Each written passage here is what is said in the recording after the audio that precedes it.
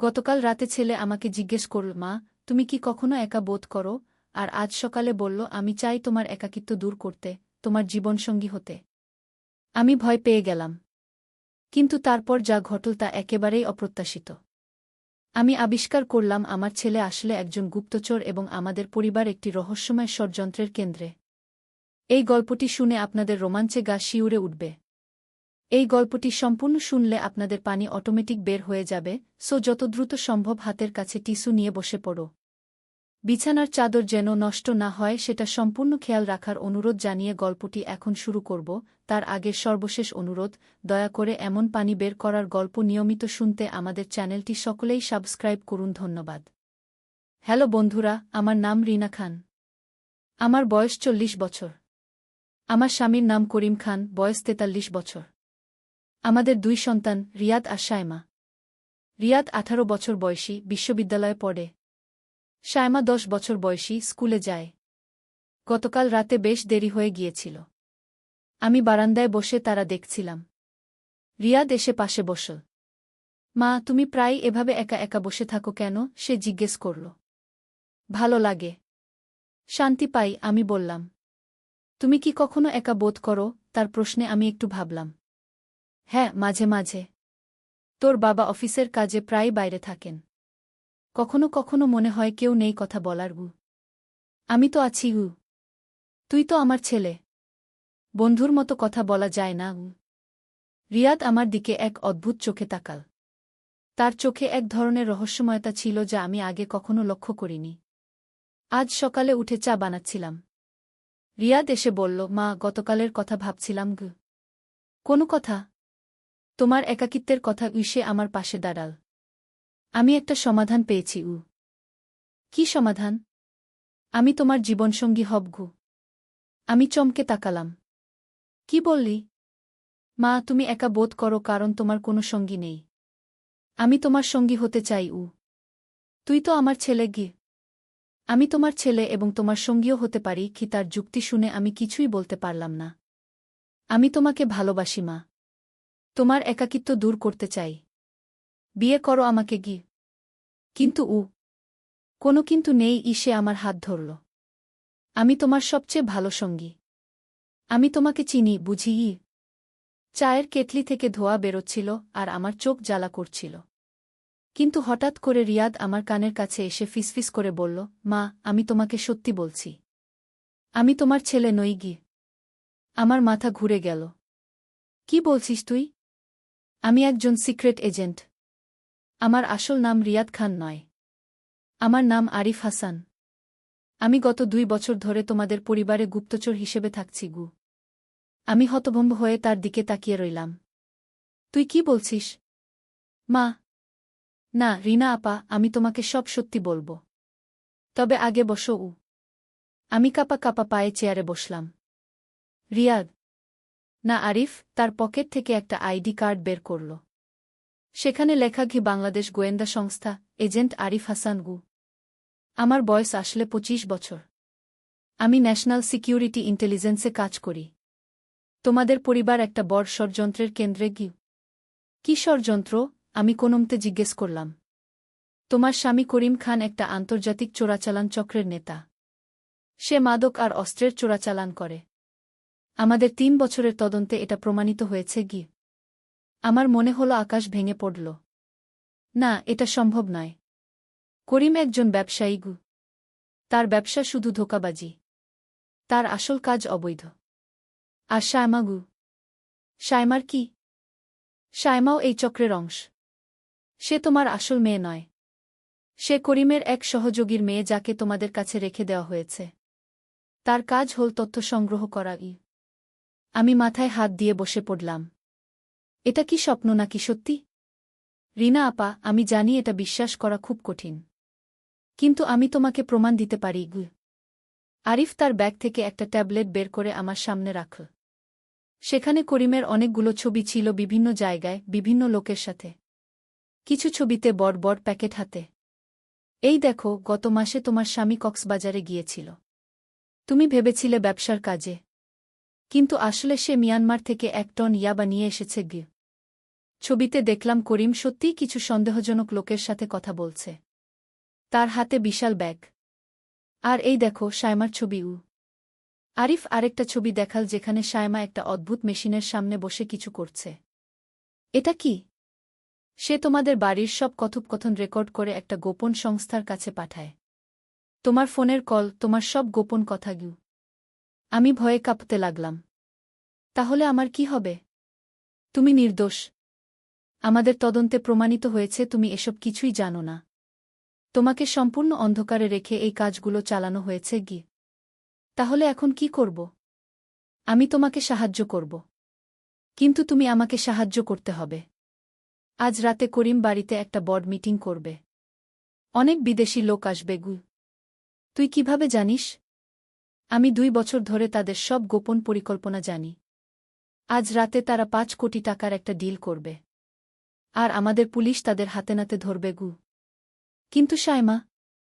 সে তো আমার মেয়ের মতো। শায়মার আসল বাবা মা রাশিয়ায় থাকে। তারাও এই চক্রের অংশ। শায়মা মাত্র 10 বছর বয়সেই প্রশিক্ষিত গুপ্তচর। আমি কাঁদতে শুরু করলাম। আমার জীবন তাহলে একটা মিথ্যা? আরিফ আমার কাঁধে হাত রাখল। রিনা আপা, তুমি একজন ভালো মানুষ। তোমার দোষ নেই। কিন্তু এখন তোমাকে সিদ্ধান্ত নিতে হবে। তুমি কি আমাদের সাহায্য করবে? আমি কি করব? আজ রাতে যখন মিটিং চলবে তুমি বাড়িতে থাকবে। আমি তোমাকে একটা ছোট রেকর্ডার দেব। তুমি সেটা অন করে রাখবে, যাতে সব কথোপকথন রেকর্ড হয়। কিন্তু যদি ধরা পড়ি? ধরা পড়বে না। আমি তোমার পাশেই থাকব। তুমি শুধু স্বাভাবিক থাকবে। আমি অনেক ভেবে বললাম, আচ্ছা আমি তোমাকে সাহায্য করব। কিন্তু তুই কি সত্যিই আমার ছেলে নন? না আপা। আমি সত্যিই একজন এজেন্ট। কিন্তু এই 2 বছরে তুমি আমার মায়ের মতো হয়ে গেছ। আমি তোমাকে ভালোবাসি, কিন্তু সেটা ছেলের ভালোবাসা। তাহলে সকালে যা বলেছিলি? সেটা ছিল আমার প্ল্যানের অংশ। আমি চেয়েছিলাম তুমি বিভ্রান্ত হয়ে যাও। আমি ভয় পেয়ে গেলাম। কিন্তু তখনই দেখলাম আরিফ সিডির নিচে দাঁড়িয়ে আছে। সে আমাকে ইশারা করল চুপ থাকতে। করিম বলল, রিনাকে ডাকো। আমি কাঁপা কাঁপা পায়ে নিচে নেমে গেলাম। রিনা, তুমি কার সাথে ফোনে কথা বলেছিলে আজ? কে? কেন? সত্যি বলো। নইলে হঠাৎ করে আরিফ বলল, বাবা আমার সাথে। তোর সাথে কেন? আমি মায়ের জন্য একটা সারপ্রাইজ প্ল্যান করছিলাম। কাল তার জন্মদিন। করিম একটু শান্ত হল। আচ্ছা ঠিক আছে, তুমি উপরে যাও। কিন্তু তখনই বাড়ির চারপাশে গাড়ির শব্দ শুনতে পেলাম। অনেকগুলো গাড়ি। করিম চিৎকার করল, পুলিশ! সবাই পালাও! হঠাৎ করে বাড়ির সব দরজা ভেঙে পুলিশ ঢুকে পড়ল। তারা চিৎকার করছিল, কেউ নড়বে না। হাত উপরে তুলো। আরিফ আমার হাত ধরে বলল, আপা চিন্তা করবেন না, সব ঠিক হয়ে যাবে। করিম আর তার সাথীরা হাত তুলে দাঁড়িয়ে রইল। শায়মা কাঁদতে শুরু করল। পুলিশ অফিসার এসে বলল, করিম খান, তোমাকে গ্রেফতার করা হল মাদক ও অস্ত্র চোরাচালানের অভিযোগে। আরিফ তার আসল পরিচয় দিল। আমি এজেন্ট আরিফ হাসান, এই অপারেশনের দায়িত্বে। পুলিশ অফিসার বলল, চমৎকার কাজ আরিফ। করিম আমার দিকে তাকিয়ে বলল, রিনা তুমি জানতে? আমি কিছুই জানতাম না করিম। আজকেই জেনেছি তুমি কি কাজ করো। করিম মাথা নিচু করে বলল, আমি তোমাকে এর মধ্যে জড়াতে চাইনি। পুলিশ তাদের সবাইকে নিয়ে গেল। আরিফ আমার কাছে এসে বলল, আপা তুমি খুব সাহসী। তোমার সাহায্য ছাড়া এই অপারেশন সফল হতো না। এখন আমার কি হবে? তুমি সম্পূর্ণ নিরাপদ। সরকার তোমাকে নতুন পরিচয় দেবে, নতুন জায়গায় থাকার ব্যবস্থা করবে। আর তুই? আমার পরবর্তী মিশন রয়েছে, কিন্তু আমি তোমাকে ভুলব না। তুমি আমার প্রিয় মায়ের মতো। 3 মাস পরে আমি ঢাকায় একটা ছোট্ট বাড়িতে থাকতে শুরু করলাম। সরকার আমাকে একটা কাজ দিয়েছিল, নতুন নাম, নতুন জীবন। একদিন দেখি আরিফ এসেছে। আপা কেমন আছেন? ভালো। তুই কেমন? আমি এবার বিয়ে করব। আমার ম্যাম আপনার সাথে দেখা করতে চায়। তোর ম্যাম? হ্যাঁ, আমার সিনিয়র অফিসার, আমার বস। তার নাম রোকসানা। তিনি জানতে চান সেই মহিলার সাথে যিনি আমাকে মায়ের মতো ভালোবেসেছেন। তুই এত বড় গুপ্তচর অফিসারের কাছে আমার কথা বলেছিস? আপা, তুমি আমার জীবনের একটা গুরুত্বপূর্ণ অংশ। আমার কোনো মা নেই। আমি অনাথ। কিন্তু সেই 2 বছরে তুমি আমার মা হয়েছিলে। আমি কেঁদে ফেললাম। তুই সত্যিই ভালো ছেলে। পরের সপ্তাহে রোকসানা এসেছিল। খুব সুন্দর একজন মহিলা। আন্টি, আরিফ আপনার কথা অনেক বলেছে। আমি তার সাথে বিয়ে করতে চাই। কিন্তু আপনার অনুমতি চাই। কেন আমার অনুমতি? আরিফ বলেছে আপনি তার মা। একজন ছেলের বিয়েতে মায়ের আশীর্বাদ দরকার। আমি খুশি হয়ে বললাম, আমার আশীর্বাদ আছে। আরিফের বিয়েতে আমি মায়ের মতো অংশগ্রহণ করলাম। সবাই আমাকে আরিফের মা বলে সম্মান করল। আজ 3 বছর হয়ে গেল। আরিফ আর রোকসানার একটা বাচ্চা হয়েছে। তারা আমাকে নানি ডাকে। কখনো কখনো মনে হয় জীবনে যা ঘটার তা ঘটে। আমি একটা মিথ্যা পরিবার হারিয়ে একটা সত্যিকারের পরিবার পেয়েছি। আরিফ প্রায়ই আসে আমার কাছে। বলে, মা তুমি কেমন আছো? আমি বলি, ভালো। তোর জন্য গর্বিত। কেন? তুই একজন সৎ মানুষ। তুই দেশের জন্য কাজ করছিস। গত মাসে করিমের বিচার হল। তার যাবজ্জীবন কারাদণ্ড হয়েছে। শায়মাকে তার আসল বাবা মায়ের কাছে পাঠিয়ে দেওয়া হয়েছে। আমি এখন একা নই। আমার একটা নতুন পরিবার আছে। আরিফ আমার ছেলে, রোকসানা আমার বৌমা, আর তাদের বাচ্চা আমার নাতি। আমি হাসপাতালে গেলাম। ফারহানা আমার সব পরীক্ষা করে বলল, খালা আপনি পুরোপুরি সুস্থ। কিন্তু একটা কথা। কি? আপনার আর একটা সন্তান হওয়ার সম্ভাবনা আছে। আপনার বয়স এখনো 40। যদি ইচ্ছা থাকে। আমি হেসে ফেললাম। আর বিয়ে করব নাকি? সেটা আপনার ব্যাপার। আমি শুধু মেডিকেল অ্যাডভাইস দিলাম। সন্ধ্যায় শামিমার সাথে কথাটা বললাম। সে বলল, রিনা তোর তো এখনো অনেক জীবন বাকি। কিন্তু কার সাথে বিয়ে করব?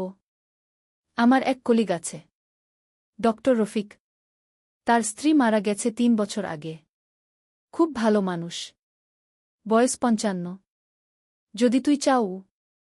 না বাবা, আমার আর বিয়ের প্রয়োজন নেই। কিন্তু পরদিন যখন ডক্টর রফিকের সাথে হঠাৎ দেখা হল শামিমার ক্লিনিকে, তখন কেন জানি ভালো লাগল। আপনি রিনা খান? জিউ। শামিমা আপনার কথা অনেক বলেছে। আমি রফিক আহমেদ। রফিক সাহেব খুব ভদ্র আর শান্ত প্রকৃতির। তার সাথে কথা বলে মনে হল অনেক বছর পরে কোনো পুরুষের সাথে স্বাভাবিক কথা বলা হল। এরপর মাঝে মাঝে শামিমার বাড়িতে রফিক সাহেব আসতেন। আমাদের বন্ধুত্ব হয়ে গেল। 3 মাস পর একদিন তিনি প্রস্তাব দিলেন, রিনা আমি জানি আপনার জীবনে অনেক কষ্ট গেছে। আমারও। যদি আপনি চান আমরা একসাথে জীবন কাটাতে পারি। আমি আরিফের সাথে কথা বললাম। সে খুশি হয়ে বলল, মা রফিক আঙ্কেল খুব ভালো মানুষ। আমি তার ব্যাকগ্রাউন্ড চেক করেছি। পুরোপুরি পরিচ্ছন্ন। তুই আপত্তি করবি না? কেন করব? আপনি খুশি থাকলে আমি খুশি। এভাবে গত বছর আমি রফিক সাহেবকে বিয়ে করলাম। ছোট্ট অনুষ্ঠান। আরিফ, রোকসানা, শামিমা আর তার মেয়েরা। এখন আমি রফিক সাহেবের সাথে তার বাড়িতে থাকি। তিনি আমাকে রানী বলে ডাকেন। আমি তাকে রফিক ভাই বলি। গত মাসে আমার একটা বিশাল খুশির খবর। আমি গর্ভবতী হয়েছি। 41 বছর বয়সে। ডক্টররা বলেছেন সব স্বাভাবিক। আরিফ যখন শুনল, এসে আমাকে জড়িয়ে ধরল। মা আমি একটা ভাই বা বোন পাচ্ছি। তুই খুশি? খুব খুশি। আমার 2টো পরিবার হল। আপনার এই নতুন পরিবার আর আমার পরিবার। রোকসানাও খুব খুশি।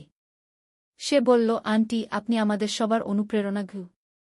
এখন আমি 5 মাসের গর্ভবতী। রফিক সাহেব আমার খুব যত্ন নেন। আরিফ প্রতিদিন ফোন করে খোঁজ নেয়া। গতকাল ডাক্তার বলেছেন এটা মেয়ে হবে। আমি আর রফিক সাহেব ঠিক করেছি নাম রাখব রিমা। আরিফ বলল, মা রিমা হবে আমার বোন। আর রায়ান হবে তার দাদা। আমি হেসে বললাম, দাদা নয় ভাইপো। যাই হোক, আমি খুব খুশি। আজ সকালে আমি বারান্দায় বসে মনে করছিলাম 3 বছর আগে যখন আরিফ আমাকে বলেছিল আমি তোমার জীবনসঙ্গী হতে চাই, তখন আমি ভেবেছিলাম জীবনটা শেষ। কিন্তু আজ দেখি সেই মুহূর্ত থেকেই আমার নতুন জীবন শুরু হয়েছিল। আমি একটা মিথ্যা পরিবার হারিয়ে দুটো সত্যিকারের পরিবার পেয়েছি। আরিফ এখন আমার বড় ছেলে। রফিক সাহেব আমার স্বামী। শামীমা আমার সবচেয়ে কাছের বন্ধু। তার মেয়েরা আমার মেয়ের মতো। রোকসানা আমার বৌমা। রায়ান আমার নাতি। আর পেটে আমার মেয়ে রিমা। কখনো কখনো জীবনের সবচেয়ে কঠিন মুহূর্তগুলো আসলে নতুন অধ্যায়ের সূচনা। আমার জীবনে সেই ভয়াবহ রাতটা ছিল আমার নতুন জীবনের শুরু। আর এখন আমি জানি আমি আর কখনো একা নই। আমার চারপাশে অনেক ভালোবাসার মানুষ আছে। আরিফ যেমন বলেছিল, মা, আমি আপনার একাকিত্ব দূর করব, সত্যিই সে আমার একাকিত্ব দূর করেছে। শুধু সে একা নয়, আমার পুরো নতুন পরিবার। আমার গল্পের শেষ নেই। এটা একটা নতুন শুরু। রিমার জন্ম হবে আরও 4 মাস পরে। তার জন্য অপেক্ষা করছি। আরিফের মা হিসেবে, রফিক সাহেবের স্ত্রী হিসেবে, আর রিমার মা হিসেবে। জীবনটা সত্যিই অদ্ভুত। একদিন যেটা সবচেয়ে বড় সমস্যা মনে হয়, পরদিন সেটাই হয়ে ওঠে সবচেয়ে বড় আশীর্বাদ। আমি এখন একজন সম্পূর্ণ নারী। একজন মা। একজন স্ত্রী। একজন বন্ধু। একজন নানী। আর খুব শীঘ্রই আবার একজন নতুন মায়ের ভূমিকায়। এই গল্প শুনে যদি কেউ মনে করে যে জীবনে সব শেষ, তাহলে বলি, না, কিছুই শেষ নয়। একটা অধ্যায় শেষ হলে নতুন অধ্যায় শুরু হয়। আর সেই নতুন অধ্যায় হতে পারে আগেরটার চেয়ে অনেক সুন্দর। আমার নাম রিনা খান থেকে এখন রিনা আহমেদ। কিন্তু নামের চেয়ে বড় কথা, আমি এখন একজন পূর্ণাঙ্গ মানুষ। ভালোবাসায় ভরা, আনন্দে ভরা, স্বপ্নে ভরা। এই গল্প আমার নয়, এই গল্প আমাদের সবার। যারা মনে করি জীবনটা কঠিন, যারা মনে করি আমরা একা, যারা মনে করি সব শেষ, তাদের সবার জীবন কখনো শেষ হয় না। শুধু রূপ বদলায়। একদিন আলী সাহেব সোহেলের অফিসে এলেন। সোহেল তাকে দেখে অবাক হয়ে গেল। স্যার, আপনি এখানে? হ্যাঁ সোহেল, তোমার অফিস একবার দেখতে চাইলাম। খুব সুন্দর হয়েছে গু। আলী সাহেব পুরো অফিস ঘুরে দেখলেন। কর্মচারীদের সাথে কথা বললেন।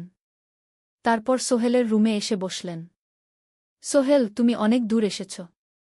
মনে আছে 7 বছর আগে তুমি যখন আমার অফিসে প্রথম এসেছিলে? চা বানানোর কাজ করতে? হ্যাঁ স্যার, সব মনে আছে ইউ। আমি গর্বিত যে আমি তোমাকে একটা সুযোগ দিয়েছিলাম। আর তুমি সেই সুযোগকে কাজে লাগিয়েছ। জানো সফলতার মূল সূত্র কি? কি স্যার? কঠোর পরিশ্রম, সততা আর হাল না ছাড়া। তোমার মধ্যে এই 3টা গুণই আছে গু। সোহেল চোখে জল নিয়ে বলল, আপনি না থাকলে আজ আমি এখানে পৌঁছাতে পারতাম না স্যার। না সোহেল, আমি শুধু একটা দরজা খুলে দিয়েছিলাম। ভেতরে ঢুকে পথ তৈরি করেছ তুমি নিজে গু। আলী সাহেব চলে যাওয়ার আগে বললেন, আমার একটা বড় প্রজেক্ট আছে। একটা 20 ফ্লোর বিজনেস টাওয়ার। আমি চাই তুমি এই প্রজেক্টে আমার সাথে পার্টনার হও। 50-50। রাজি? সোহেল অবাক হয়ে গেল। এত বড় প্রজেক্ট? স্যার, আমার কি যথেষ্ট সামর্থ্য আছে? আছে। আমি বিশ্বাস করি সোহেল রাজি হয়ে গেল। এটা তার জীবনের সবচেয়ে বড় প্রজেক্ট হবে। 50 অধ্যায়, বড় চ্যালেঞ্জ। 20 ফ্লোর বিজনেস টাওয়ারের কাজ শুরু হল। এটা সোহেলের জীবনের সবচেয়ে বড় চ্যালেঞ্জ। প্রজেক্টের বাজেট প্রায় 10 করোড় টাকা। সোহেলকে 5 করোড় টাকা ইনভেস্ট করতে হবে। সোহেল তার সব সঞ্চয়ে, ব্যাংক লোন আর কিছু ইনভেস্টর থেকে টাকা জোগাড় করল। এটা একটা বিশাল ঝুঁকি। যদি প্রজেক্ট ব্যর্থ হয়, সব শেষ। মিনা চিন্তিত ছিল। সোহেল, এত বড় ঝুঁকি নেওয়া ঠিক হবে? মিনা, জীবনে বড় কিছু করতে হলে ঝুঁকি নিতে হয়। আমি এই সুযোগ হাতছাড়া করতে চাই না গিয়ে। কিন্তু যদি কিছু ভুল হয়? ভুল হবে না। আমি আলী সাহেবের সাথে আছি। উনি আমাকে গাইড করবেন। প্রজেক্ট শুরু হল। প্রথম 6 মাস সব ভালোই চলছিল। কাজ সময়মতো হচ্ছে, বাজেট ঠিক আছে। কিন্তু 7 মাসের মাথায় একটা বড় সমস্যা দেখা দিল। একজন প্রধান ইনভেস্টর হঠাৎ তার টাকা ফেরত চাইলেন। তিনি অন্য একটা জরুরি কাজে টাকা লাগবে বলে জানালেন। 1 করোড় টাকা ফেরত দিতে হবে। সোহেল বিপদে পড়ে গেল। 1 করোড় টাকা এখন কোথায় পাবে? প্রজেক্টে সব টাকা ঢেলে দিয়েছে। সে আলী সাহেবের সাথে কথা বলল। আলী সাহেব বললেন, চিন্তা করো না, আমি ব্যবস্থা করছি। কিন্তু আলী সাহেবও বড় একটা প্রজেক্টে আটকে আছেন। তার হাতে লিকুইড ক্যাশ নেই। সোহেল অন্য ব্যাংক থেকে লোন নেওয়ার চেষ্টা করল। কিন্তু ব্যাংক বলল, ইতিমধ্যে তার অনেক লোন আছে, নতুন লোন দিতে পারবে না। সোহেল রাতে ঘুমাতে পারছিল না। খাওয়া দাওয়া বন্ধ করে দিয়েছিল। মিনা তাকে দেখে খুব চিন্তিত হয়ে গেল। সোহেল, প্লিজ নিজেকে এভাবে শেষ করে ফেলো না। কোনো একটা রাস্তা বের হবেই কি। কিন্তু সোহেল কোনো রাস্তা দেখতে পাচ্ছিল না। ইনভেস্টর 15 দিন সময় দিয়েছে। 15 দিনের মধ্যে টাকা ফেরত না দিলে তিনি আইনি ব্যবস্থা নেবেন। 10 দিন কেটে গেল। সোহেল কোনো সমাধান খুঁজে পেল না। সে প্রায় হাল ছেড়ে দিয়েছিল। 11 দিনের দিন একটা অপ্রত্যাশিত ঘটনা ঘটল। জাহিদ ভাই, সোহেলের পুরনো সহকর্মী, তার অফিসে এলেন। জাহিদ ভাই এখন একটা রিয়েল এস্টেট কোম্পানিতে সিনিয়র ম্যানেজার। সোহেল, আমি তোমার সমস্যার কথা শুনেছি গু। হ্যাঁ ভাই, আমি বিপদে পড়েছি গু। আমি তোমাকে সাহায্য করতে চাই। আমার কিছু সঞ্চয় আছে, 5 লাখ টাকা। তুমি নাও। সোহেল চোখে জল নিয়ে বলল, ভাই আমি কিছু বলার দরকার নেই। তুমি আমাকে অনেক কিছু শিখিয়েছ। তোমার কাছ থেকে পরিশ্রম আর সততা শিখেছি। এখন আমার পালা তোমাকে সাহায্য করার। জাহিদ ভাই চলে যাওয়ার পর আরও দুজন এলো। একজন সোহেলের পুরনো ক্লায়েন্ট, আরেকজন তার কর্মচারী। দুজন মিলে আরও 8 লাখ টাকা দিল। করিম মামা 20 লাখ টাকা ব্যবস্থা করলেন। তার কিছু বন্ধুদের কাছ থেকে ধার করে।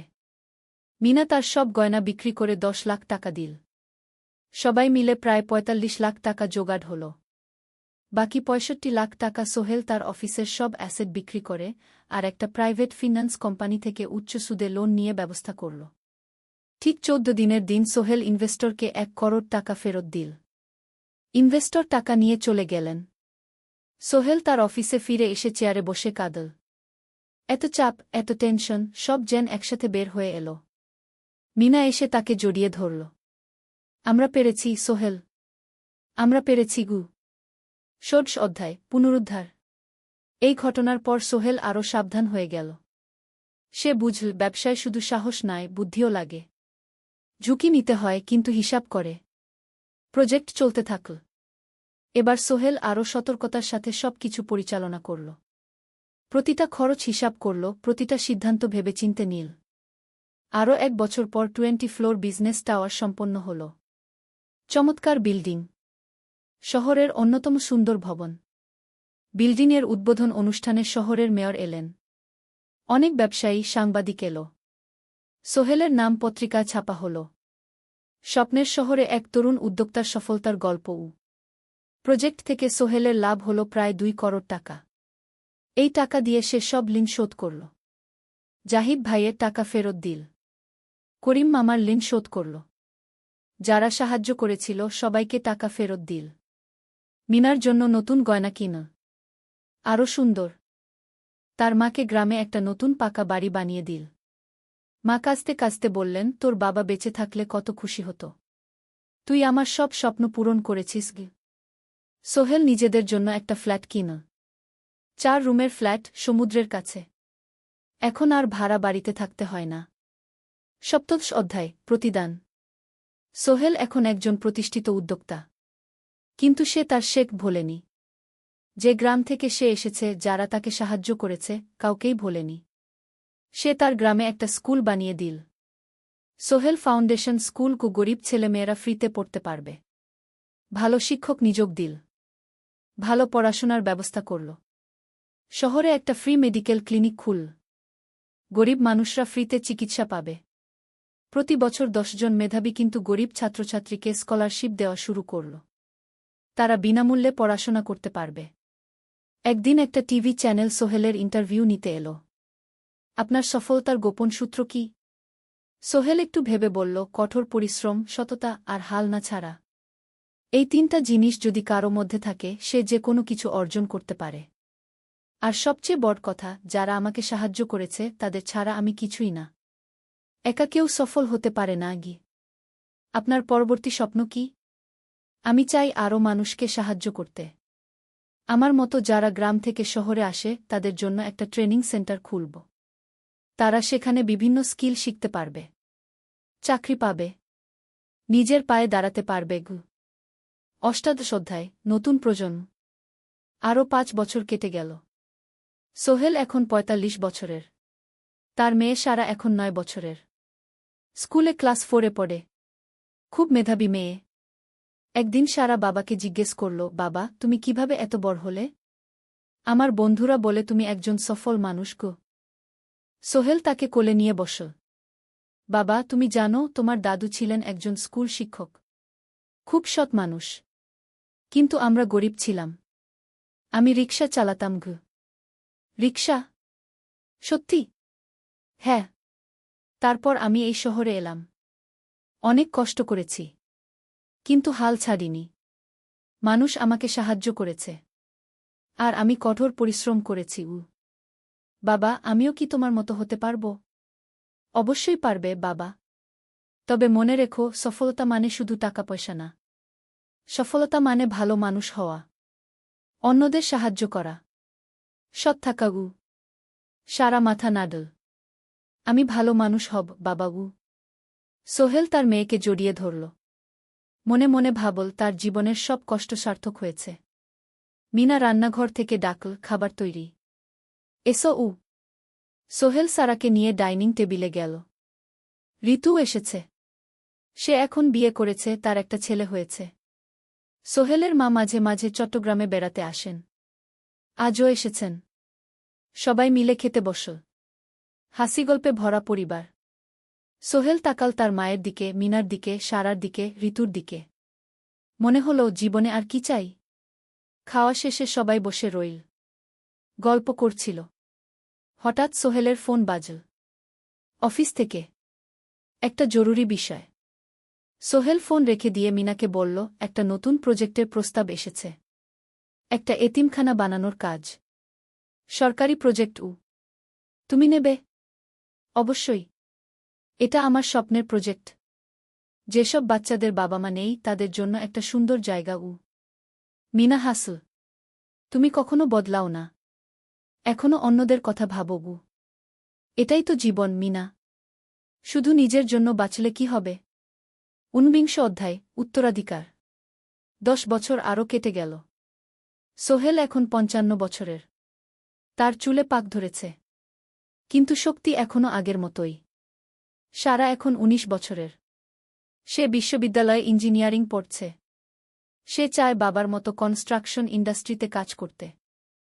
একদিন সারা বাবাকে বলল, বাবা, আমি তোমার কোম্পানিতে কাজ করতে চাই। এখনো তো তোর পড়াশোনা বাকি। জানি। কিন্তু আমি এখন থেকেই শিখতে চাই। ছুটির দিনে তোমার সাথে সাইটে যেতে চাই। দেখতে চাই কিভাবে কাজ হয়। সোহেল খুশি হয়ে গেল। তার মেয়ে তার পথ অনুসরণ করতে চায়। ঠিক আছে। কিন্তু শর্ত হলো, তোকে সবকিছু নিজ থেকে শিখতে হবে। কোনো স্পেশাল ট্রিটমেন্ট পাবি না। আমি তো তাই চাই বাবাগু। সারা তার বাবার সাথে কাজ শিখতে শুরু করল। সে দেখল কিভাবে শ্রমিকরা কাজ করে, কিভাবে ম্যাটেরিয়াল বাছাই করতে হয়, কিভাবে একটা প্রজেক্ট ম্যানেজ করতে হয়। সোহেল তাকে কোনো সহজ পথ দিল না। সারাকেও সবার মতো কষ্ট করতে হল। সাইটে রোদে দাঁড়িয়ে থাকতে হল। শ্রমিকদের সাথে কথা বলতে হল। কিন্তু সারা হাল ছাড়ল না। সে তার বাবার মেয়ে। পরিশ্রম করতে জানে। 3 বছর পর সারা গ্রাজুয়েট হল। সে সোহেলের কোম্পানিতে জুনিয়র প্রজেক্ট ম্যানেজার হিসেবে যোগ দিল। সোহেল ধীরে ধীরে সারাকে বড় দায়িত্ব দিতে শুরু করল। সারা তার বাবার মতোই সৎ, পরিশ্রমী। 20 অধ্যায়, সমাপ্তি নয়, নতুন শুরু। আরও 5 বছর পর। সোহেল এখন 60 বছরের। সে সিদ্ধান্ত নিল, এবার অবসর নেওয়ার সময় এসেছে। কোম্পানির দায়িত্ব সারাকে দেবে। একটা অনুষ্ঠান করা হল। সোহেল আনুষ্ঠানিকভাবে কোম্পানির চেয়ারম্যান পদ থেকে অবসর নিল। সারা হল নতুন ম্যানেজিং ডিরেক্টর। সোহেল তার বক্তব্যে বলল, আমি যখন এই শহরে এসেছিলাম আমার পকেটে ছিল মাত্র 5,000 টাকা। একটা ছোট্ট ব্যাগ। আর অনেক স্বপ্ন। আজ 40 বছর পর আমি পেছনে ফিরে তাকাই, দেখি একটা দীর্ঘ পথ। সেই পথে অনেক কষ্ট ছিল, অনেক বাধা ছিল। কিন্তু ছিল অনেক ভালোবাসাও। অনেক মানুষের সাহায্যও। আমি বিশ্বাস করি সফলতা একা আসে না। এটা আসে অনেক মানুষের সমর্থন, ভালোবাসা আর বিশ্বাস নিয়ে।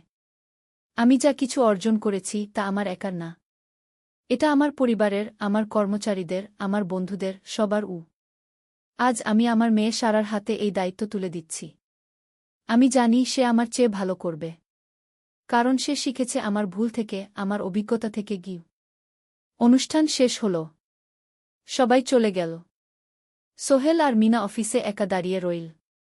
মিনা, মনে আছে আমরা প্রথম কখন দেখা হয়েছিলাম? হ্যাঁ, তোমার সেই ছোট্ট মুদি দোকানে। তুমি বিস্কুট কিনতে এসেছিলে। কে ভেবেছিল সেই দিন থেকে আমাদের এই পর্যস্বপ্নের শহর। প্রথম অধ্যায়, যাত্রা শুরু। সকাল 7টা বেজে গেছে।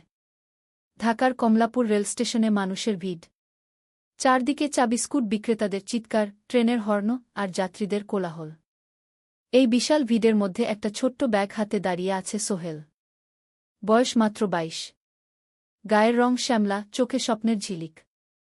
ভাইজা, চট্টগ্রামের টিকিট আছে? সোহেল টিকিট কাউন্টারের সামনে দাঁড়িয়ে জিজ্ঞেস করল। আছে। ৩০ টাকা। কাউন্টারের লোকটা উত্তর দিল। সোহেল তার পকেট থেকে টাকা বের করল।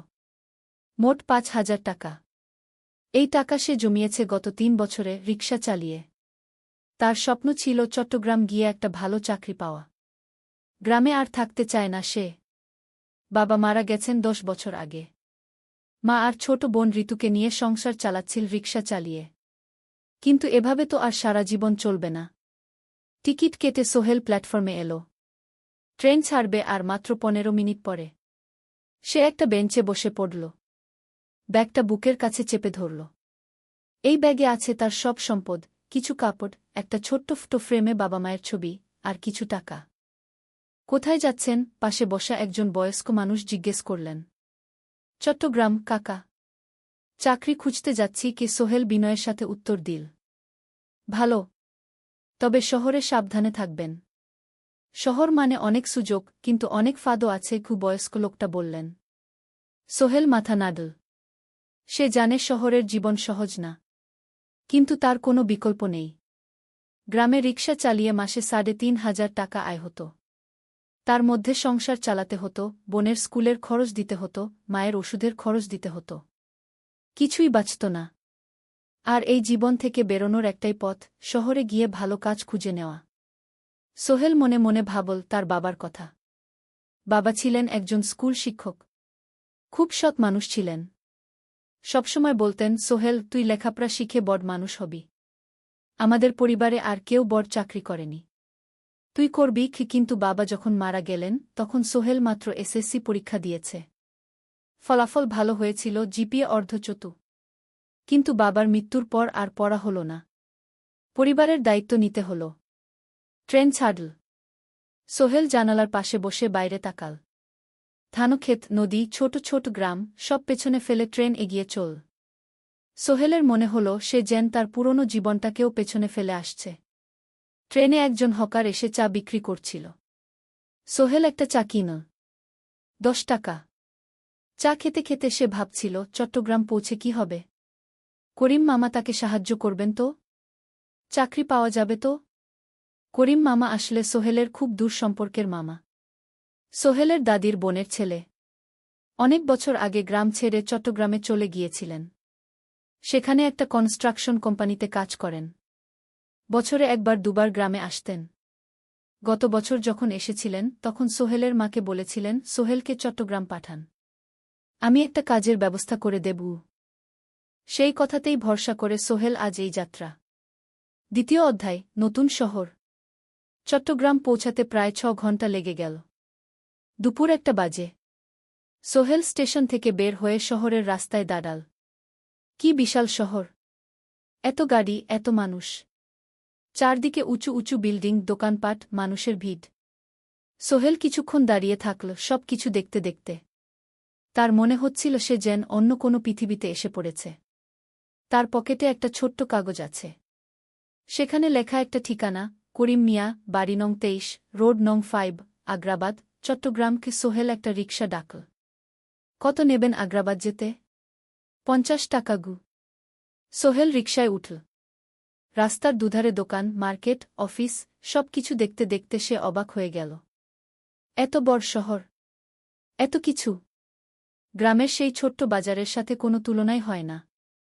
প্রায় আধা ঘণ্টা পর রিকশা একটা পুরনো বাড়ির সামনে থামল।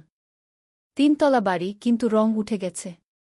সিঁড়ি দিয়ে উঠে 3য় তলায় করিম মামার ফ্ল্যাটে নক করল। দরজা খুলল এক মধ্যবয়সী মহিলা। কে? আসসালামু আলাইকুম আপা। আমি সোহেল। নোয়াখালীর গ্রাম থেকে এসেছি। করিম মামা বাড়িতে আছেন? মহিলা তাকে মাথা থেকে পা পর্যন্ত দেখল। করিম তো অফিসে গেছে। তুমি কে? কোথা থেকে এসেছ? সোহেল সব খুলে বলল। মহিলা তাকে ভেতরে ঢুকতে দিল। বসো। করিম সন্ধ্যায় ফিরবে গু। ফ্ল্যাটটা ছোট। 2টো রুম, একটা ছোট্ট রান্নাঘর আর একটা বাথরুম। কিন্তু সোহেলের কাছে খুব সুন্দর লাগল। গ্রামের সেই টিনের ঘরের চেয়ে তো অনেক ভালো। মহিলা তার নাম জানাল সালমা। করিম মামার স্ত্রী। তাদের 2টো ছেলে, একজন ক্লাস 8-এ পড়ে, আরেকজন ক্লাস 5-এ। খেয়েছ? সালমা আপা জিজ্ঞেস করল। না আপা গু। অপেক্ষা করো। ভাত আছে, মাছ আছে। খাও। সোহেল প্রথমে রাজি হতে চাইল না, কিন্তু খুব খিদে পেয়েছিল। সকাল থেকে শুধু একটা চা আর বিস্কুট খেয়েছে। খাওয়া দাওয়ার পর সোহেল বসে রইল। সালমা আপা তাকে গল্প করতে লাগল। তোমার মা কেমন আছেন? তোমার বোন? ভালো আছে আপা। মার একটু গেটে বাত আছে। ওষুধ খাচ্ছেন। বোন স্কুলে পড়ে কু। তুমি কি করতে চাও এখানে? চাকরি খুঁজছি আপা। যে কোনো কাজ করব। বাসায় মা আর বোনকে টাকা পাঠাতে হবে। সালমা আপা মাথা নাড়ল। করিম তোমার জন্য কিছু একটা করবে। সে ভালো মানুষ গ। সারাদিন অপেক্ষা করু সোহেল। সন্ধ্যা 6টায় করিম মামা ফিরলেন। 50-এর কাছাকাছি বয়স, কালো রঙের প্যান্ট শার্ট পরা, হাতে একটা ব্যাগ। আরে সোহেল, কবে এলি? করিম মামা খুশি হয়ে বললেন। আজ সকালে মামা গু। করিম মামা তাকে জড়িয়ে ধরলেন। অনেকদিন পর দেখলাম। কেমন আছিস? ভালো আছি মামা গি। ভালো করেছিস এসে। এখানে অনেক সুযোগ আছে। তোর জন্য একটা কাজের ব্যবস্থা করে দেব। তবে প্রথমে কয়েকদিন এখানে থাক। শহরটা একটু চিনে নে। তারপর কাজে যোগ দিবি। সোহেলের মনে আসার আলো জ্বল। সে ভাবল হয়তো তার ভাগ্য এবার পাল্টাবে। 3য় অধ্যায়, প্রথম চাকরি। 1 সপ্তাহ পরে করিম মামা সোহেলকে তার কোম্পানিতে নিয়ে গেলেন। কোম্পানির নাম আলামিন কনস্ট্রাকশন। অফিসটা শহরের কেন্দ্রে, 5 তলা একটা বিল্ডিংয়ের দোতলায়। মালিক আলী সাহেব। 50-এর কাছাকাছি বয়স, মোটা চেহারা, চোখে সোনার ফ্রেমের চশমা। বড়লোক মানুষ, কিন্তু খুব কড়া। এই ছেলেটাকে কি কাজে লাগাবেন? আলী সাহেব করিম মামাকে জিজ্ঞেস করলেন। স্যার, ও আমার আত্মীয়। গ্রাম থেকে এসেছে। খুব পরিশ্রমী। যে কোনো কাজে লাগাতে পারেন। আলী সাহেব সোহেলের দিকে তাকালেন। তুমি কি পড়েছ? Sir, SSC pass. জিপিএ অর্ধচতু। হুম। ভালো। কম্পিউটার চালাতে পারো? না স্যার, পারি না। কিন্তু শিখতে চাই। আলী সাহেব একটু ভাবলেন। ঠিক আছে। তোমাকে অফিসের কাজে রাখব। ফাইল গুছানো, চা বানানো, কাগজপত্র নিয়ে যাওয়া, না এসব। মাসে 5,000 টাকা। রাজি আছো? জি স্যার। সোহেল খুশি হয়ে গেল। 5,000 টাকা। রিকশা চালিয়ে 3,500 পেত।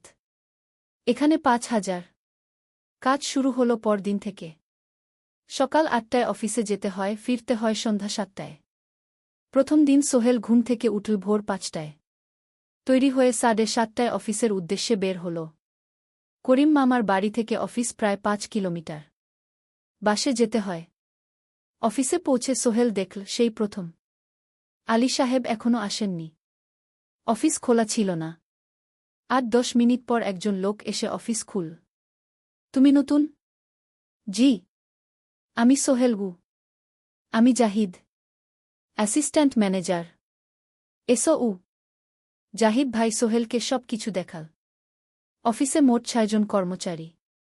দুজন ইঞ্জিনিয়ার, একজন অ্যাকাউন্ট্যান্ট, একজন অ্যাসিস্ট্যান্ট ম্যানেজার, জাহিদ ভাই, একজন রিসেপশনিস্ট, আর এখন সোহেল। সোহেলের কাজ শুরু হলো চা বানানো দিয়ে।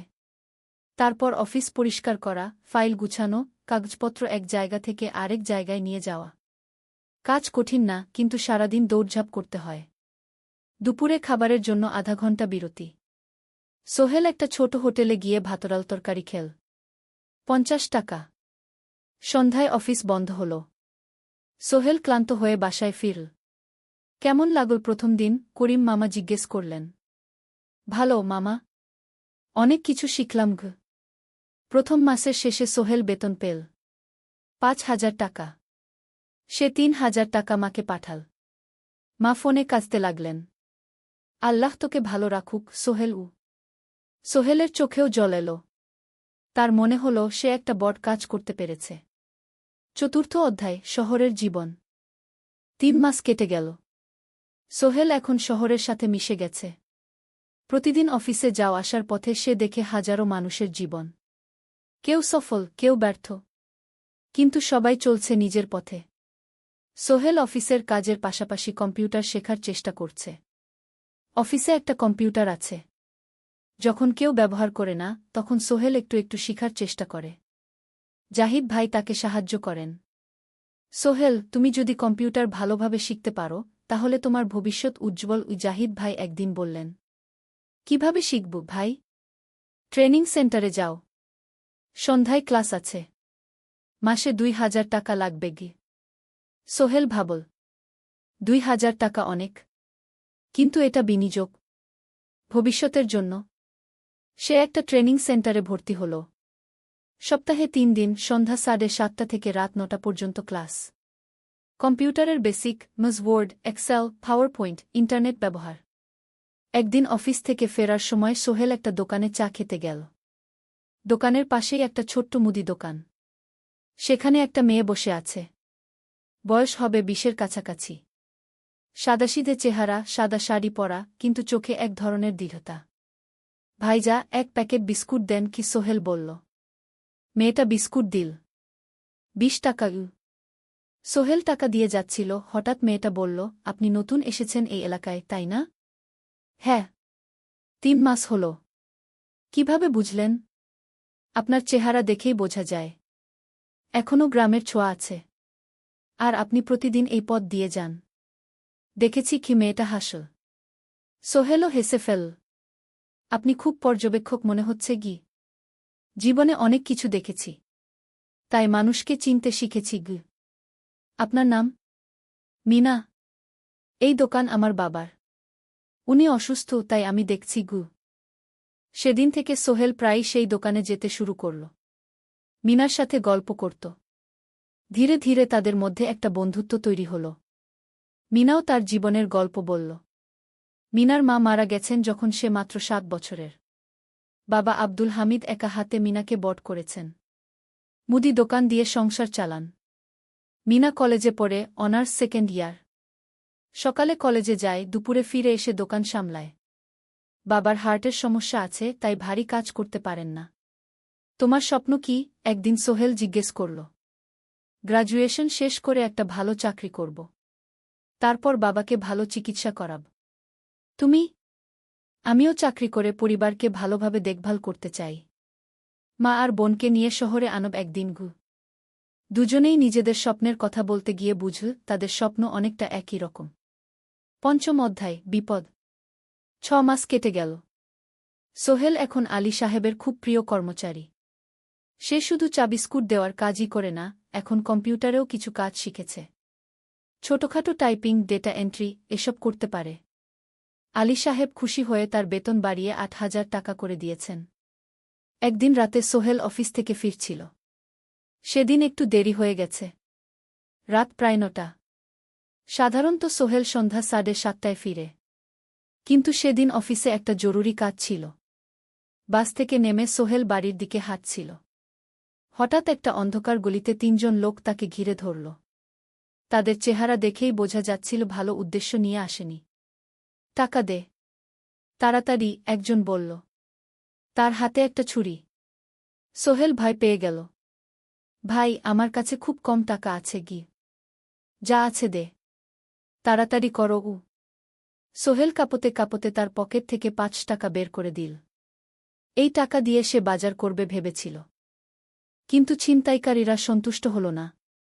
শুধু ৫ টাকা? তোর ব্যাগে কি আছে? তারা সোহেলের ব্যাগ কেড়ে নিল। ব্যাগে ছিল তার মোবাইল, কম্পিউটার ট্রেনিং সেন্টারের সার্টিফিকেট আর কিছু গুরুত্বপূর্ণ কাগজপত্র। না ভাই, ব্যাগটা ফেরত দেন।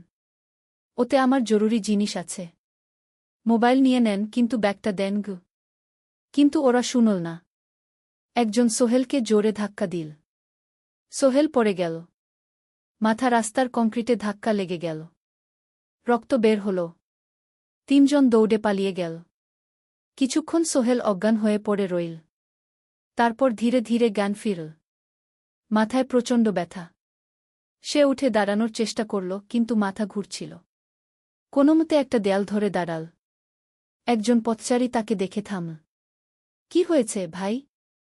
ছিনতাই হয়েছে গি? এসো, আমি তোমাকে হাসপাতালে নিয়ে যাই। কিন্তু সোহেল রাজি হল না। না, ঠিক আছি। বাড়ি যেতে পারব। সে কোনোমতে করিম মামার বাড়িতে পৌঁছাল। দরজা খুলেই সালমা আপা চিৎকার করে উঠলেন। ও আল্লাহ! কি হয়েছে? করিম মামা দৌড়ে এলেন। সোহেলকে ভেতরে নিয়ে গেলেন। তার মাথায় জল ঢেলে রক্ত পরিষ্কার করলেন। ক্ষতটা বেশ গভীর। হাসপাতালে যেতে হবে কি? করিম মামা বললেন। তারা একটা অটোরিকশা নিয়ে নিকটস্থ হাসপাতালে গেলেন। ডাক্তার সোহেলের মাথায় ৩টা সেলাই দিলেন। বলল, ১ সপ্তাহ বিশ্রাম নিতে হবে। কোনো ভারী কাজ করা যাবে না। হাসপাতাল থেকে ফিরে সোহেল শুয়ে রইল। তার মনে হচ্ছিল সবকিছু শেষ হয়ে গেছে। মোবাইল চলে গেছে, গুরুত্বপূর্ণ কাগজপত্র চলে গেছে। এখন ১ সপ্তাহ অফিস করতে পারবে না। পরদিন সকালে করিম মামা আলী সাহেবকে ফোন করে সব জানালেন। আলী সাহেব বললেন, ঠিক আছে, সোহেল ভালো হয়ে এলে আসবে। চিন্তার কিছু নেই গি। মিনা যখন এই খবর শুনল, সে সন্ধ্যায় সোহেলকে দেখতে এল করিম মামার বাড়িতে। সাথে এনেছিল কিছু ফল। কি হয়েছিল? মিনা চিন্তিত গলায় জিজ্ঞেস করল। সোহেল সব বলল। মিনা রেগে গেল। এই শহরে এখন অনেক অপরাধ বেড়ে গেছে।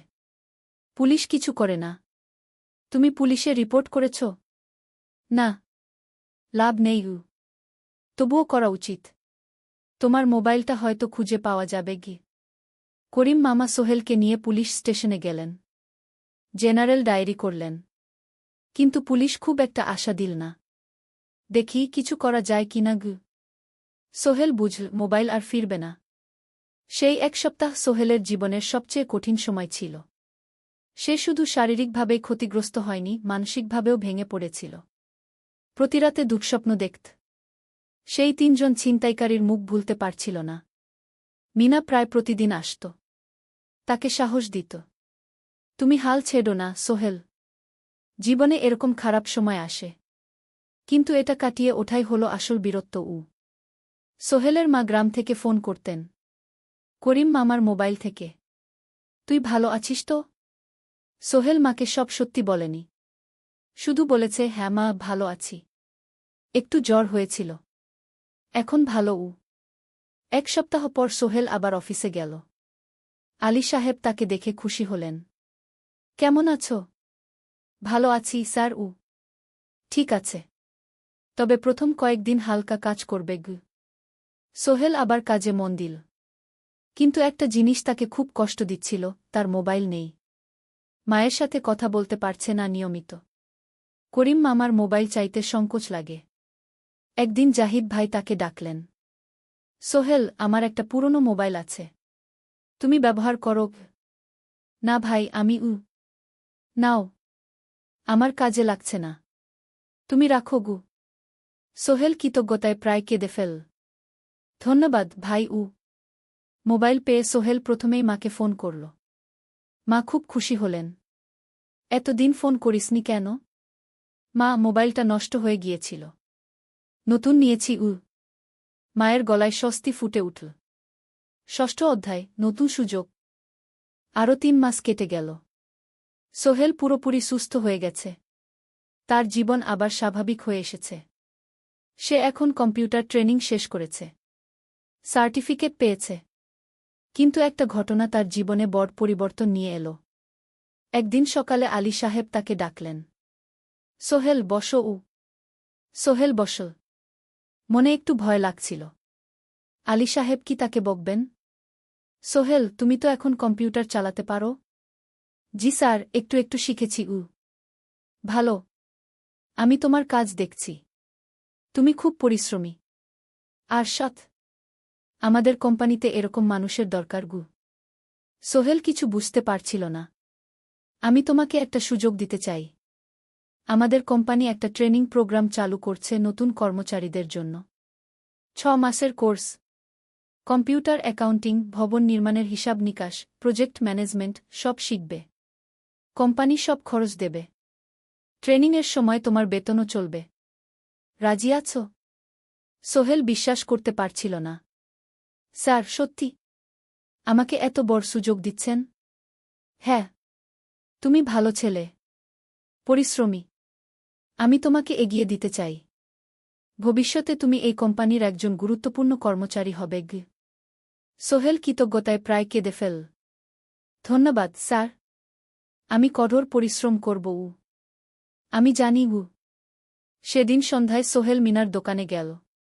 মিনাকে খবরটা দিল। মিনা খুব খুশি হল। তার চোখে জল এসে গেল। তুমি পারবে সোহেল। আমি জানি। সোহেল তার মা আর বোনকেও ফোন করে খবরটা দিল।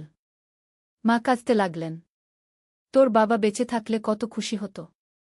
ট্রেনিং শুরু হলো পরের মাস থেকে। প্রতিদিন সকালে 3 ঘন্টা ক্লাস, তারপর বাকি সময় অফিসের কাজ। ক্লাসে 5 জন নতুন কর্মচারী। সবাই তরুণ, উৎসাহী। শিক্ষক ছিলেন একজন অভিজ্ঞ ইঞ্জিনিয়ার। নাম রহিম স্যার। তিনি খুব ভালোভাবে সব কিছু বুঝাতেন। কম্পিউটার অ্যাকাউন্টিং, এক্সেলে জটিল ক্যালকুলেশন, প্রজেক্টের বাজেট তৈরি, সময় ব্যবস্থাপনা সব। সোহেল পুরো মনোযোগ দিয়ে শিখতে লাগল। সন্ধ্যায় বাড়ি ফিরে প্র্যাকটিস করত। করিম মামার ছেলের কাছ থেকে একটা ল্যাপটপ ধার নিত কখনো কখনো। 6 মাস পরে ট্রেনিং শেষ হল। সবাই সার্টিফিকেট পেল। আলী সাহেব একটা অনুষ্ঠান করলেন। সোহেল সেরা পারফর্মার হিসেবে একটা বিশেষ পুরস্কার পেল, 5,000 টাকা বোনাস। আলী সাহেব ঘোষণা করলেন, সোহেল, আজ থেকে তুমি আমাদের জুনিয়র অ্যাকাউন্ট অ্যাসিস্ট্যান্ট। তোমার বেতন 15,000 টাকা। সোহেল অবাক হয়ে গেল।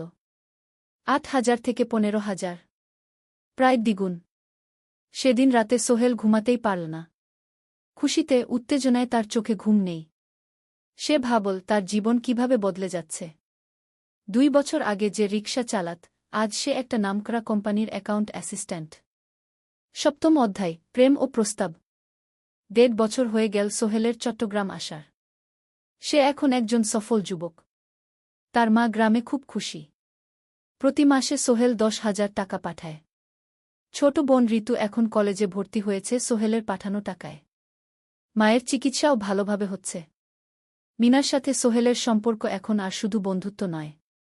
দুজন দুজনকে ভালোবাসে। কিন্তু কেউ কাউকে সরাসরি বলার সাহস পায়নি। প্রতিদিন দেখা হয়, গল্প হয়, কিন্তু সেই একটা কথা বলা হয়ে ওঠে না।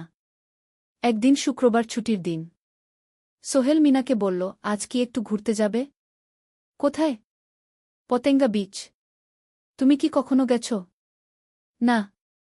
কিন্তু আমার দোকান। শুক্রবার। তোমার বাবা সামলাবে। মিনা রাজি হয়ে গেল। দুপুরে দুজনে বাস নিয়ে পতেঙ্গা গেল। সমুদ্র দেখে মিনা অবাক হয়ে গেল। কি সুন্দর! দুজনে বালিতে বসল। ঢেউয়ের শব্দ শুনতে শুনতে গল্প করছিল। হঠাৎ সোহেল বলল, মিনা, তোমার সাথে কিছু বলার ছিল। বলো। সোহেল একটা লম্বা শ্বাস নিল। তুমি জানো, আমি তোমাকে ভালোবাসি। মিনা হাসল। তার চোখ ভিজে গেল। জানি। আমিও তোমাকে ভালোবাসি সোহেল। সোহেল অবাক হয়ে গেল। সত্যি? হ্যাঁ। অনেকদিন ধরেই জানি। তুমি আমার জীবনে এসে সব কিছু বদলে দিয়েছ। তোমার সাথে থাকলে আমার মনে হয় আমি যে কোনো কিছু করতে পারব। দুজনে কিছুক্ষণ চুপ করে বসে রইল। সমুদ্রের ঢেউ এসে পায়ে লাগছিল। সূর্য পশ্চিমে ঢলে পড়ছে। আকাশ লালকুমলা হয়ে গেছে। কিন্তু আমার বাবার সাথে কথা বলতে হবে কি? মিনা বলল। আমি তৈরি। যখন বলবে তখন বলবো। পরের সপ্তাহে সোহেল মিনার বাবার সাথে কথা বলল। আব্দুল হামিদ সাহেব প্রথমে একটু দ্বিধা করলেন। তুমি কোনো পরিবারের ছেলে? তোমার বাবা কি করতেন? সোহেল সব সত্যি বলল। তার বাবা ছিলেন স্কুল শিক্ষক। মারা গেছেন 10 বছর আগে। মা গ্রামে থাকেন। ছোট বোন কলেজে পড়ে। তুমি নিজে কি করো? আমি আলামিন কনস্ট্রাকশন কোম্পানিতে জুনিয়র অ্যাকাউন্ট অ্যাসিস্ট্যান্ট। মাসে 15,000 টাকা বেতন। আব্দুল হামিদ সাহেব ভাবলেন। তারপর বললেন, দেখো মিনা আমার একমাত্র সন্তান। তার মা নেই। আমি একা তাকে বড় করেছি। আমি চাই মিনা একজন ভালো ছেলের সাথে বিয়ে হোক। তুমি দেখতে ভালো ছেলে মনে হচ্ছে। কিন্তু আমাকে তোমার মায়ের সাথে দেখা করতে হবে। তোমার পরিবারকে জানতে হবে। জি আঙ্কেল। আমি ব্যবস্থা করছি। সোহেল খুশিতে আটখানা। সে সেদিন রাতেই তার মাকে ফোন করল। মাকে সব বলল। মা প্রথমে অবাক হলেন। তারপর খুশি হলেন। মিনা মেয়েটা কেমন? খুব ভালো মা। তুমি দেখলে পছন্দ করবে। ঠিক আছে। আমি আর ঋতু আসছি চট্টগ্রাম। 2 সপ্তাহ পর সোহেলের মা আর বোন চট্টগ্রাম এলো। সোহেল তাদের নিয়ে মিনার বাড়িতে গেল। 2 পরিবার একসাথে বসল। মিনার বাবা সোহেলের মাকে দেখে খুশি হলেন। সোহেলের মা সহজ সরল ভদ্রমহিলা। আপনার ছেলে খুব ভালো। মিনা তাকে পছন্দ করে। আমিও রাজি। আব্দুল হামিদ সাহেব বললেন। আমার সোহেল সৎ ছেলে। মিনাকে খুব ভালোবাসে। আমি জানি ও মিনাকে সুখে রাখবে। কি সোহেলের মা বললেন। বিয়ের তারিখ ঠিক হল। 3 মাস পর। এই 3 মাসে সোহেল যথেষ্ট টাকা জমাবে। বিয়ে হবে সাদামাটা কিন্তু সুন্দর। 8ম অধ্যায় নতুন পথ। 3 মাস কেটে গেল দ্রুত। সোহেল প্রতিদিন কঠোর পরিশ্রম করছিল। অফিসে তার কাজের প্রশংসা হচ্ছে। আলী সাহেব তাকে এখন ছোটখাটো প্রজেক্টের হিসাব দেখতে দিচ্ছেন। সোহেল তার সঞ্চিত টাকা দিয়ে বিয়ের আয়োজন করল। বিয়ে হল মিনার বাড়ির কাছের একটা কমিউনিটি সেন্টারে। খুব বেশি লোক আসেনি।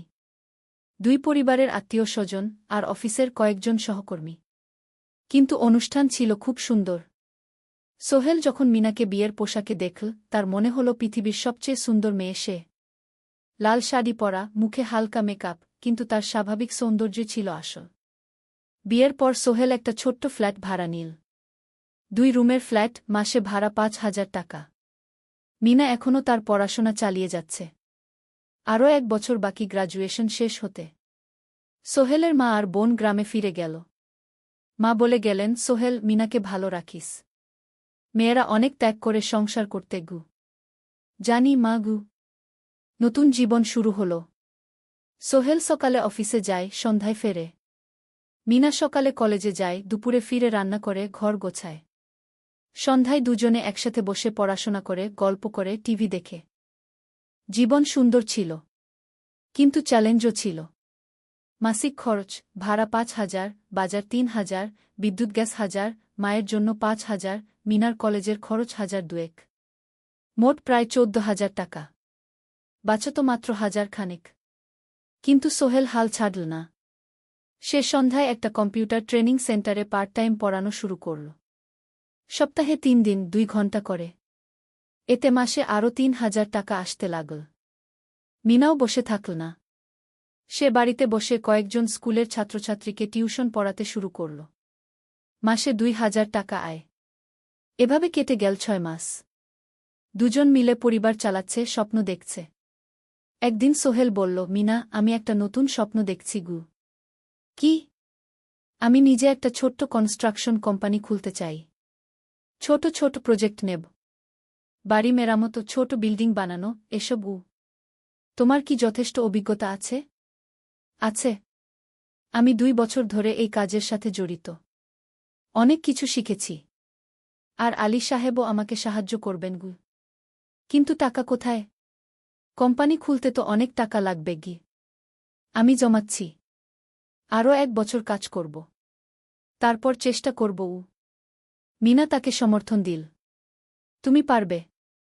তোমার মধ্যে সেই শক্তি আছে কি? নবম অধ্যায়, চ্যালেঞ্জের সময়। কিন্তু ভাগ্য সবসময় অনুকূলে থাকে না। সোহেল যখন স্বপ্ন দেখছিল নিজের কোম্পানি খোলার, তখনই একটা বড় সমস্যা এলো। আলী সাহেবের কোম্পানি একটা বড় প্রজেক্ট পেয়েছিল, একটা 10তলা বিল্ডিং বানানোর কাজ। কিন্তু প্রজেক্টের প্রধান ইনভেস্টর হঠাৎ পালিয়ে গেল। তিনি কোম্পানির কাছ থেকে প্রায় 50 লাখ টাকা নিয়ে গেছেন, কিন্তু কাজ শেষ হয়নি। কোম্পানি বড় ক্ষতির মুখে পড়ল। আলী সাহেব অনেক কর্মচারীকে ছাঁটাই করতে বাধ্য হলেন। প্রায় 10 জনকে চাকরি থেকে বাদ দিলেন। বাকিদের বেতন কমাতে হল। সোহেলকে আলী সাহেব ডেকে বললেন, সোহেল, আমি তোমাকে রাখতে চাই। তুমি বিশ্বস্ত কর্মচারী। কিন্তু তোমার বেতন কমাতে হবে 15,000 থেকে 10,000 সোহেল মনে মনে চিন্তায় পড়ে গেল। 10,000 টাকায় সংসার চলবে কিভাবে? মায়ের খরচ, ভাড়া, বাজার সব মিলিয়ে তো 14,000 টাকা লাগে। কিন্তু সে কিছু বলল না। ঠিক আছে স্যার। বাড়ি ফিরে সোহেল মিনাকে সব বলল। মিনা চিন্তিত হয়ে গেল। এখন কি হবে? চিন্তা করো না, আমি পার্ট টাইম টিউশনির সময় বাড়াব। আর তুমিও বেশি করে টিউশন নাও। কিন্তু আমার তো পড়াশোনাও আছে গি। জানি, কিন্তু এখন এটাই করতে হবে গু। সোহেল সন্ধ্যায় আরও 2টো জায়গায় পার্ট টাইম কাজ খুঁজল। একটা দোকানের সন্ধ্যায় হিসাব দেখার কাজ পেল, মাসে 2,000 টাকা। আরেকটা জায়গায় সপ্তাহান্তে কম্পিউটার রিপেয়ারের কাজ পেল, মাসে 1,500 টাকা। মিনাও 3 জন নতুন স্টুডেন্ট নীল টিউশনে। তার আয় বাড়ল 2,000 থেকে 3,500-এ। কঠিন সময় ছিল। সোহেল সকাল 8টায় অফিসে যেত, সন্ধ্যা 6টায় ফিরত। তারপর একটু বিশ্রাম নিয়ে 7:30টায় বের হতো পার্ট টাইম কাজে। রাত 10টায় বাড়ি ফিরত। রবি-সোমবার কম্পিউটার রিপেয়ারের কাজ। মিনাও সকালে কলেজে যেত, দুপুরে ফিরে রান্না করত, তারপর বিকেলে টিউশন পড়াত। রাতে খাওয়া দাওয়ার পর পড়াশোনা করত। দুজনেরই শরীর খারাপ হতে শুরু করল। সোহেল একদিন অফিসে অজ্ঞান হয়ে পড়ে গেল। ডাক্তার দেখাতে নিয়ে গেল। ডাক্তার বলল, অতিরিক্ত পরিশ্রম, শরীরে পুষ্টির অভাব, ঠিকমতো খাচ্ছেন না মনে হচ্ছে গি। সত্যি কথা, খরচ বাঁচাতে সোহেল আর মিনা অনেক সময় কম খেত। মাংস মাছ কিনত সপ্তাহে একদিন, বাকি সময় শাকসবজি, ডাল। মিনা সোহেলকে বলল, আর নয় সোহেল, তুমি এভাবে নিজেকে শেষ করে ফেলছ। আমার পড়াশোনা বন্ধ করে দিই, আমি ফুল টাইম চাকরি করি গি। না, সোহেল জোর দিয়ে বলল, তোমার পড়াশোনা বন্ধ হবে না। আরও মাত্র 6 মাস বাকি, তুমি গ্রাজুয়েট হবেই গি। কিন্তু তুমি আমি ঠিক হয়ে যাব, চিন্তা করো না গে। কিন্তু পরিস্থিতি আরও খারাপ হলো যখন সোহেলের মায়ের অসুখ হল। হার্টের সমস্যা। হাসপাতালে ভর্তি করতে হল। খরচ 50,000 টাকা। সোহেলের হাতে এত টাকা কোথায়? সে করিম মামার কাছে ধার চাইল। করিম মামা 20,000 টাকা দিলেন। বাকি 30,000 টাকা সোহেল একটা এনজিও থেকে ঋণ নিল। সুদের হার মাসে 2%। মায়ের চিকিৎসা হল, তিনি সুস্থ হয়ে গেলেন। কিন্তু সোহেল এখন ঋণের বোঝায় পড়ে গেল। প্রতি মাসে 3,000 টাকা করে কিস্তি দিতে হবে। সেই রাতে সোহেল আর মিনা বিছানায় শুয়ে কথা বলছিল। সোহেল বলল, মিনা, আমি মনে হয় ভুল করেছি। শহরে এসে বিয়ে করে তোমাকে কষ্টে ফেলেছি গু। মিনা তার হাত ধরল। না সোহেল, তুমি ভুল করনি। জীবনে এরকম খারাপ সময় আসে, কিন্তু এটা কাটিয়ে ওঠাই হলো আসল শক্তি। আমরা একসাথে আছি, একসাথে থাকব, সব কিছু ঠিক হয়ে যাবে। মিনার কথায় সোহেল একটু সাহস পেল। হ্যাঁ, হাল ছাড়া যাবে না। 10ম অধ্যায়, আলোর দিকে।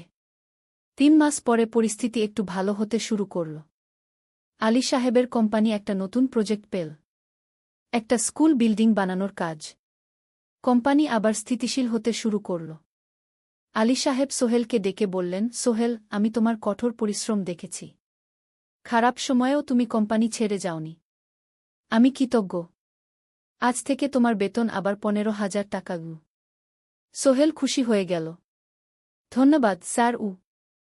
মিনাও গ্রাজুয়েশন শেষ করল, ভালো ফলাফল করল। সে এখন চাকরি খুঁজছে। একদিন মিনা একটা প্রাইভেট স্কুলে শিক্ষিকার ইন্টারভিউ দিতে গেল। ইন্টারভিউ ভালো হলো। তাকে নিযোগ দেওয়া হলো। বেতন 12,000 টাকা। সেদিন সন্ধ্যায় দুজনে মিলে একটা ছোট্ট পার্টি করল। একটা বিরিয়ানি কিনল, কোমল পানীয় কিনল। দুজনে মিলে খেল। আমরা পেরেছি, সোহেল মিনা বলল। হ্যাঁ, আমরা পেরেছি গু। এখন দুজনের মিলিয়ে আয় 27,000 টাকা। খরচ চালানোর পর প্রায় 10,000 টাকা বাঁচে। সোহেল এই টাকা দিয়ে লেন শোধ করতে শুরু করল। পার্ট টাইম কাজগুলো ছেড়ে দিল। শরীরের যত্ন নেওয়া শুরু করল। আরও 6 মাস পরে সোহেলের কাছে একটা বড় সুযোগ এলো। আলী সাহেব একদিন তাকে ডাকলেন। সোহেল, তুমি কি নিজের ব্যবসা করতে চাও? স্যার, আমি তোমাকে একটা ছোট্ট প্রজেক্ট দিতে চাই। একটা 3 তলা বিল্ডিংয়ের কনস্ট্রাকশন। তুমি ম্যানেজ করবে। আমি শুধু সুপারভাইজ করব। লাভের 50% তোমার গু। সোহেল ভাবল, এটা একটা বড় সুযোগ। কিন্তু ঝুঁকিও আছে। যদি কাজটা ভালোভাবে না হয়? স্যার, আমি চেষ্টা করব।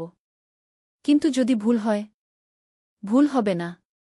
আমি তোমার উপর বিশ্বাস রাখছি। তুমি পারবে গু। সোহেল রাজি হয়ে গেল। এই প্রজেক্ট তার জীবনে টার্নিং পয়েন্ট হতে পারে। 11 অধ্যায়, স্বপ্ন পূরণের পথে। পরের 6 মাস সোহেল খুব কঠোর পরিশ্রম করল। প্রজেক্টটা ম্যানেজ করা সহজ ছিল না। শ্রমিক নিযোগ, ম্যাটেরিয়াল কেনা, কাজের তদারকি, সময়মতো কাজ শেষ করা, সব দায়িত্ব তার। প্রথম 2 মাস খুব চাপের মধ্যে গেল। একদিন একজন শ্রমিক কাজ করতে গিয়ে আহত হল। সোহেল তাকে হাসপাতালে নিয়ে গেল, তার চিকিৎসার খরচ দিল। এতে প্রজেক্টের বাজেট একটু বাড়ল, কিন্তু সোহেল জানত এটা করা দরকার। আরেকদিন ভুল ম্যাটেরিয়াল ডেলিভারি হল। সোহেল সেগুলো ফেরত পাঠাল, সঠিক জিনিস আনাল। এতে 3 দিন দেরি হল, কিন্তু কাজের মান ঠিক রইল। মিনা তাকে সবসময় সাপোর্ট করছিল। সে এখন চাকরিতে স্থিতিশীল। স্কুলের বাচ্চারা তাকে পছন্দ করে। প্রিন্সিপাল তার কাজে খুশি। প্রজেক্ট শেষ হল 6 মাসে। সময়মতো, বাজেটের মধ্যে। বিল্ডিংয়ের মালিক খুব খুশি হলেন। তিনি আলী সাহেবকে ধন্যবাদ দিলেন। আলী সাহেব বললেন, ধন্যবাদ আমাকে না, এই ছেলেকে দিন। সোহেল পুরো প্রজেক্ট ম্যানেজ করেছে গু। প্রজেক্ট থেকে মোট লাভ হল 3 লাখ টাকা। সোহেল পেল 1.5 লাখ টাকা। তার জীবনে এত টাকা এই প্রথম। সে করিম মামার ঋণ শোধ করল। এনজিওর বাকি ঋণ শোধ করল। তারপর তার মাকে 50,000 টাকা পাঠাল। মা দিয়ে গ্রামের বাড়িটা একটু মেরামত করাল, বোন ঋতুর জন্য একটা ল্যাপটপ কিনল। বাকি টাকা দিয়ে সোহেল একটা ব্যাংক অ্যাকাউন্টে জমা রাখল। ভবিষ্যতের জন্য। আলী সাহেব সোহেলকে আরও 2টো প্রজেক্ট দিলেন। এবার একটু বড়। সোহেল আত্মবিশ্বাসের সাথে সেগুলোও শেষ করল। 2 বছর পরে সোহেল সিদ্ধান্ত নিল, এবার নিজের কোম্পানি খোলার সময় এসেছে। 10 অধ্যায়, নতুন শুরু। সোহেল তার সব জমানো টাকা দিয়ে একটা ছোট্ট অফিস ভাড়া নিল। 2 রুমের অফিস। একটা রুমে কাজের জায়গা, আরেকটায় ছোট্ট মিটিং রুম। অফিসের সামনে একটা বোর্ড লাগাল, Sohel construction and development. Mina তাকে সাহায্য করছিল। সে অফিসের অ্যাকাউন্টস দেখত সন্ধ্যায় স্কুল থেকে ফিরে। দুজন মিলে একটা টিম। প্রথমে ছোট ছোট কাজ নিল। বাড়ি মেরামত, দোকান সংস্কার, ছোট বিল্ডিং কনস্ট্রাকশন। কাজের মান ভালো রাখার চেষ্টা করল। সময়মতো শেষ করল। দাম ন্যায্য রাখল। ধীরে ধীরে সোহেলের সুনাম ছড়িয়ে পড়ল। মানুষ তাকে বিশ্বাস করত। তার কাছে নতুন নতুন কাজ আসতে লাগল। প্রথম বছর খুব কষ্ট হল। কখনো লাভ হতো, কখনো লস। কিন্তু সোহেল থেমে থাকল না। সে শিখতে লাগল ব্যবসা কিভাবে চালাতে হয়। দ্বিতীয় বছরে পরিস্থিতি ভালো হল। সোহেল এখন 3 জন স্থায়ী কর্মচারী নিযোগ দিল। একজন ইঞ্জিনিয়ার, একজন সুপারভাইজার, একজন অফিস সহায়ক। তৃতীয় বছরে একটা বড় প্রজেক্ট পেল। একটা স্কুল বিল্ডিং বানানোর কাজ। 5 তলা বিল্ডিং। সোহেল পুরো মনোযোগ দিয়ে কাজটা করল। শ্রমিকদের ভালো বেতন দিল, ভালো ম্যাটেরিয়াল ব্যবহার করল, সময়মতো কাজ শেষ করল। স্কুল কর্তৃপক্ষ খুব খুশি হল। তারা সোহেলের কাজের প্রশংসা করল। এই প্রজেক্ট থেকে সোহেল প্রায় 5 লাখ টাকা লাভ করল। এই টাকা দিয়ে সে আরও ভালো একটা অফিস নিল। আরও কর্মচারী নিযোগ দিল। এখন তার কোম্পানিতে 10 জন স্থায়ী কর্মচারী। প্রজেক্ট অনুযায়ী আরও শ্রমিক নিযোগ দেওয়া হয়। ত্রয়োদশ অধ্যায়, পরিবার। এদিকে সোহেল আর মিনার সংসারেও খুশির খবর এল। মিনা গর্ভবতী। 9 মাস পর তাদের একটা মেয়ে হল। নাম রাখল সারা। সারা যখন জন্মাল, সোহেলের মা আর বোন চট্টগ্রামে এল। মা 1 মাস থেকে গেলেন। মিনাকে সাহায্য করলেন। সোহেল এখন একটা বড় ফ্ল্যাট ভাড়া নিয়েছে। 3 রুমের ফ্ল্যাট। একটা রুমে সোহেল, মিনা, একটায় সারা, আরেকটায় অতিথি রুম। মায়ের জন্য সোহেল সিদ্ধান্ত নিল তাকে চট্টগ্রামে নিয়ে আসবে। গ্রামে একা থাকা ঠিক না। কিন্তু মা রাজি হলেন না। না বাবা, আমি গ্রামেই থাকব। এখানে আমার পরিচিত মানুষ আছে। তোর বোনকে নিয়ে যা। ও ঢাকায় পড়ছে, চট্টগ্রামে এনে ভালো কোথাও ভর্তি করিয়ে দেগি। সোহেল তাই করল। ঋতুকে চট্টগ্রাম বিশ্ববিদ্যালয়ে ভর্তি করিয়ে দিল। ঋতু এখন সোহেলের ফ্ল্যাটে থাকে, বিশ্ববিদ্যালয়ে পড়ে। সোহেলের মনে হল তার জীবন এখন পরিপূর্ণ। স্ত্রী, মেয়ে, বোন সবাই তার কাছে। ব্যবসা ভালো চলছে। মা গ্রামে সুখে আছেন। চতুর্দশ অধ্যায়, সফলতার শিখরে। 5 বছর কেটে গেল। সোহেল এখন একজন সফল উদ্যোক্তা। তার কোম্পানি কি সোহেল কনস্ট্রাকশন অ্যান্ড ডেভেলপমেন্ট এখন চট্টগ্রামে বেশ পরিচিত।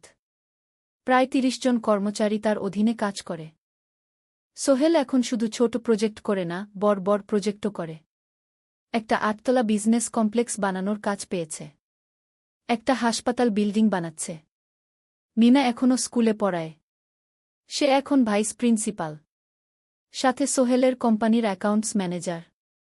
দুজন মিলে ব্যবসা চালা। সারা এখন 4 বছরের। স্কুলে ভর্তি হয়েছে। খুব চালাক মেয়ে।